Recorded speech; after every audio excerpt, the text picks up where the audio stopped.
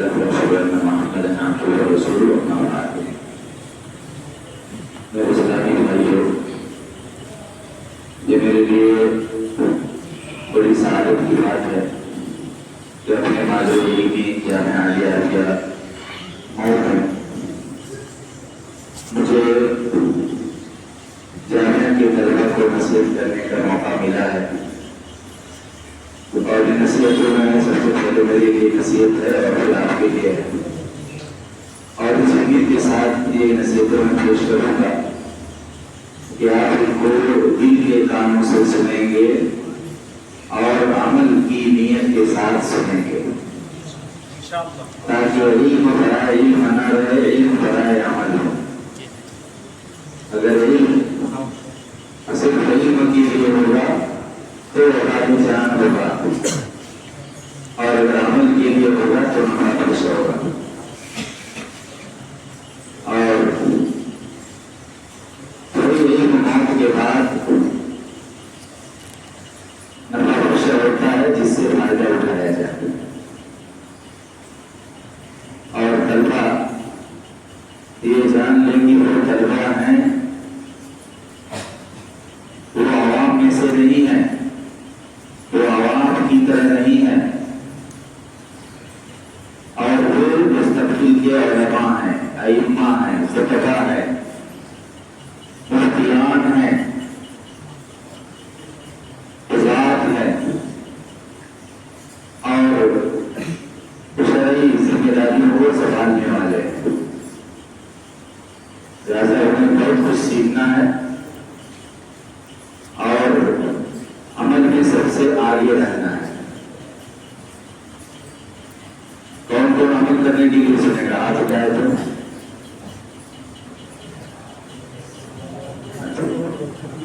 ہاتھ اٹھائے. اللہ کے یہاں کیسے ہو گیا کہ آپ عمل کے لیے ہاتھ اٹھائے؟ جی، اپنے ہاتھ اٹھانے کو یاد رکھیے گا. بولے آپ نے ہاتھ اٹھا کے بہت لگا دی کہ آپ عمل کریں گے انشاءاللہ. میری نصیحتیں جو قسمت ہیں، پہلی قسم تربیتی نصیحت ہے اور دوسری قسم تعلیمی نصیحت ہے. اذان سے پہلے مجھے ختم کرنا ہے. میں تربیتی نصیحتوں کو مقدم کروں گا کیونکہ تعلیمی نصیحتیں بہت ملتی ہیں. تربیتی نصیحتیں بھی ملتی ہیں مگر کم ملتی ہیں یا بہت زیادہ تربیتی نصیحتوں کی ضرورت ہوتی ہے، کیونکہ ہمارا عمل ہمارے سامنے ہے، آپ کا عمل آپ کے سامنے ہے، اور جب آپ یہاں سے جائیں گے تو عوام آپ کا عمل دیکھے گی. عوام آپ کا عمل دیکھے گی اور جانے گی کہ مولانا صاحب کیسے ہیں. پہلی نصیحت یہ ہے کہ پانچوں صلوات، پانچوں فرض صلات جماعت کے ساتھ امام کی تکبیر تحریمہ کے ساتھ رہیں. امام جب اللہ اکبر کہیں گے ساتھ فرمایا یا کبر الامام فکبروا. یہ پہلی تکبیر کے لیے بھی ہے اور آخری تکبیر کے لیے بھی ہے. جب امام فجر میں اللہ اکبر کہے تو سارے طلبہ تیار ہوں اللہ اکبر کہنے کے لیے اور فوراً مطابق کریں. یہ عمل میں سبقت ہے. پانچوں فرض صلات میں سے کسی بھی صلات میں امام کے ساتھ تکبیر تحریمہ فوت نہیں ہونی چاہیے اور فوت نہیں کرنی چاہیے. بشری تقاضے کے تحت کبھی تاخیر ہو سکتی ہے مگر اس کو عادت بنانا یہ علماء کا کام ہے. جاہلوں کا ہو سکتا ہے لیکن علماء کا نہیں. اور آپ مستقبل کے علماء ہیں، آپ مستقبل کے ائمہ ہیں. جب آپ امام بن جائیں گے تو کس وقت مسجد میں پہنچیں گے؟ جب کوئی دوسرے اللہ اکبر کا دیں گے تو پیچھے سے پہنچیں گے. امام سب سے مستعد ہے، مؤذن سے بھی زیادہ مستعد. مؤذن کو اذان دینی ہے تو پہلے حاضری دیتا ہے، تو اس کی پابندی بہت ضروری ہے۔ آج 4 فرض صلاۃ ادا ہو چکی ہے، 5ویں باقی ہے۔ کتنے طلبہ ہیں جنہوں نے چاروں صلوات امام کی تکبیر تحریمہ کے ساتھ کہی ہے؟ ہاتھ اٹھائیں۔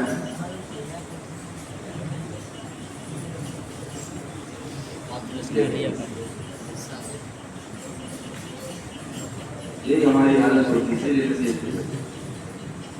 ایک جامعہ میں، سلفی جامعہ میں، جہاں اتباع قرآن و سنت ہے، امام کے ساتھ تکبیر تحریمہ کہنا سیکھے ہیں کہ نہیں سیکھے ہیں؟ یہاں نہیں پڑھائی ہوتی اس کی۔ کتنی افسوس کی بات ہے۔ آپ 8 سال 7 سال یہاں کسی حالت کے ساتھ پڑھیں گے اور چلے جائیں گے، تو آپ گاؤں میں جا کر کے جب مدرسے والوں کی نگرانی نہیں رہے گی اور آپ امام نہیں ہوں گے تو کیا امام کے ساتھ داد اللہ ہو کر دیں گے؟ یہ بہت افسوسناک چیز ہے، بہت دکھائی نہیں دے رہا ہے۔ ہو سکتا ہے طلبہ میں سے کوئی ہو جو اپنا عمل چھپانے کے لیے ہاتھ میں اٹھایا ہوگا، کوئی بزرگ 1% بھی نہیں کر رہا ہے۔ بہت خطرناک چیز۔ ہمارے یہاں ہمارے تعلیم اور تدریس شروع میں اور بک ہے، تعلیم کو لکھنا ہے، تکبیر تحریمہ کے نہیں پایا ہے، ہر دن کا حساب ہے۔ 4 لکھا ہے، کبھی نظر انداز کر دیا اور بار بار ہوا تو بلے کیوں 4 ہے، کیوں 3 ہے، ادھر بیان کرتا ہے، پھر شروع نصیحت کی ضرورت ہے تو نصیحت کرتے ہیں ورنہ سن کر کے واپس بھیج دیتے ہیں۔ اور اس کی بک بھی بن گئی ہے، تکبیرات الاحرام امام کتنی ہیں، اپنے ہاتھ سے لکھنا ہے، کیونکہ بغیر ہمارے یہاں تعلیم یہ تو ایسی چیز ہے کہ مدرسے میں پڑھے یا نہ پڑھے اس پر عمل کرنا ہے۔ اگر آپ گاؤں کے عالم بنیں گے، اپنے گھر میں ذمہ دار بنیں گے، آپ باپ بنیں گے، کیا سکھائیں گے؟ گاؤں والوں کیا سکھائیں گے؟ چاہیں تو گاؤں کی مسجد میں دیکھ لیجئے، عوام، جاہل عوام علماء سے پہلے حاضر رہتی ہے مسجد میں۔ یہ عالمی مسئلہ ہے۔ کون 5 صلوات میں امام کی تکبیر تحریمہ کے ساتھ تکبیر کرے گا؟ آپ بتائیں۔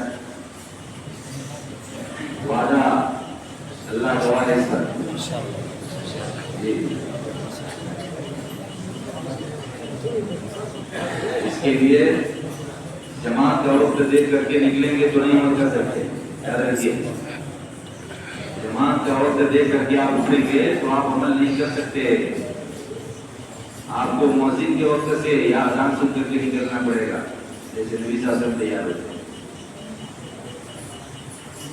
جی، آپ پہلی سب کی پابندی کریں گے اب ہوگا۔ اللہ تعالیٰ جواب دے جائے۔ دوسری نصیحت ہے سنن رواتب کی پابندی۔ سنن رواتب، سنن مقتدیہ روزانہ، سنن قبلیہ اور بعدیہ کتنی ہیں؟ کون بتائے گا؟ کوئی بڑی بات سے بتائے؟ ہاں 12 ماشاءاللہ، بہت اچھا یاد ہے۔ ہاں، جو 12 بتائے ہیں ان میں سے کوئی یاد اٹھائے دیکھے کون ہے؟ کتنی پڑھتے ہیں روزانہ 12 میں سے؟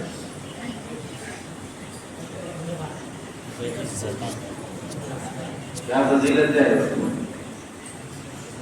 12 رکعات سنت مؤکدہ کی پابندی کرنے کی خاص فضیلت آئی ہے۔ کیا فضیلت ہے؟ جنت میں جانا چاہیے کہ نہیں چاہیے؟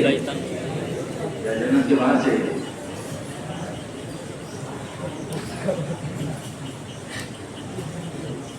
پانچوں صلوات میں جو بھی ہیں 12 رکعات سنتوں کی پابندی، اور اگر سنت فوت ہو جائے تو قضا کا بھی ثبوت ہے۔ نبی صلی اللہ علیہ وسلم نے ظہر کے بعد کی 2 رکعت سنت ایک بار عصر کے بعد ادا کی تھی، مہمانوں کی وجہ سے نہیں ادا کر سکے، مہمانوں کے حق کو مقدم رکھا، عصر بعد پڑھے۔ بخاری میں ہے، اس کے علاوہ دوسری حدیث میں ظہر کے پہلے کی 2 رکعت سنت ظہر کے بعد پڑھے تھے۔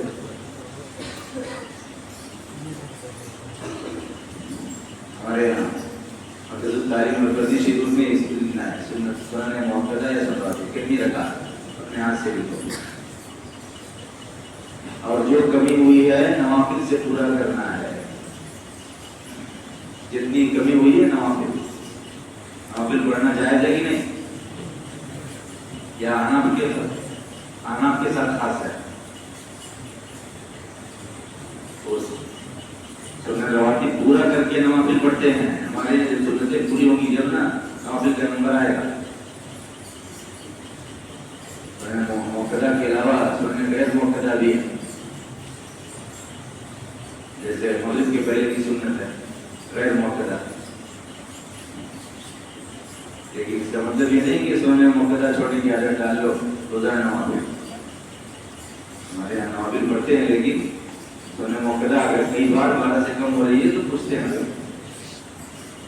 سارا علم دوسروں کے لیے حاصل کرنا ہے، ممبر پر چڑھ کر کے بتائیں کہ 12 رکعت سنت پڑھو، اور اپنے عمل کا بتائیے۔ جو عوام علماء پر تنقید سے ڈرتے ہیں ورنہ سیدھے بولتے ہیں مت تقولوا ما لا تفعلون، یا ایھا الذین آمنوا مت تقولوا ما لا تفعلون، کیوں بات کہتے جو کرتے نہیں؟ آپ کو 12 رکعت سنت سکھا رہے ہیں اور آپ خود نہیں پڑھتے۔ 12 رکعت سنن موقدہ کی پابندی۔ تیسری نصیحت ہے صلاۃ وتر کی پابندی۔ کم سے کم کتنی رکعت ہے صلاۃ وتر؟ 1 رکعت۔ الحدیث اسی پر زیادہ عمل کرتے ہیں، 1 ہی رکعت۔ رمضان آتا ہے جب 1 رکعت کی توفیق مل جاتی ہے۔ کتنے ہیں جو صلاۃ وتر کی پابندی کرتے ہیں؟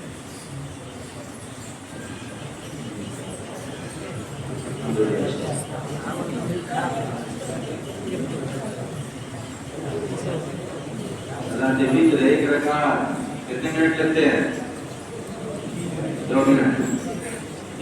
کھڑے ہونے کی طاقت نہیں تو بیٹھ کے بھی پڑھنا صحیح ہے، رکعت 1 ہوگی تو آدھا ملے گا۔ 12 رکعت سنت پڑھنی اگر بیٹھ کے بھی پڑھے تو 12 رکعت کی فضیلت ملے گی، تو آواز آئے گا ملے کے معذور۔ صلاۃ وتر کی پابندی لکھ لیجیے، لکھ کر کے جیب میں رکھ لیجیے۔ ہمارے یہاں طلبا کا حال دیکھا، صلاۃ وتر نہیں پڑھتے کیونکہ کہتے سنت ہے۔ جب سنت کا دیا تو اس کا مطلب کہ چاہے تو پڑھے چاہے نہ پڑھو، وہ یہ بات بن گیا۔ سنت کا مطلب ہوتا ہے ہماری مرضی، مگر نمبر پر جب چڑھتے ہیں تو ماشاءاللہ پھر سنتیں غیر موقدہ بھی موقدہ بن جاتی ہے، نمبر پر چڑھنا پڑے گا اس کے لیے۔ صلاۃ الوتر قیام اللیل کا حصہ ہے، قیام اللیل کی پابندی نہیں کرتے تو 1 رکعت وتر پڑھ لو۔ نبی صلی اللہ علیہ وسلم سفر میں بھی نہیں چھوڑتے۔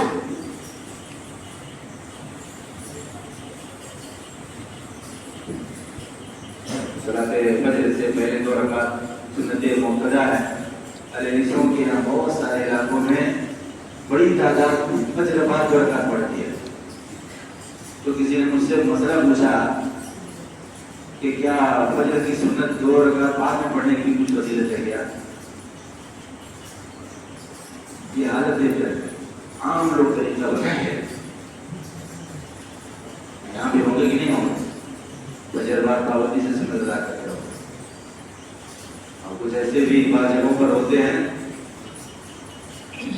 جو ظہر کے بعد صلاۃ فجر ادا کرتے ہیں۔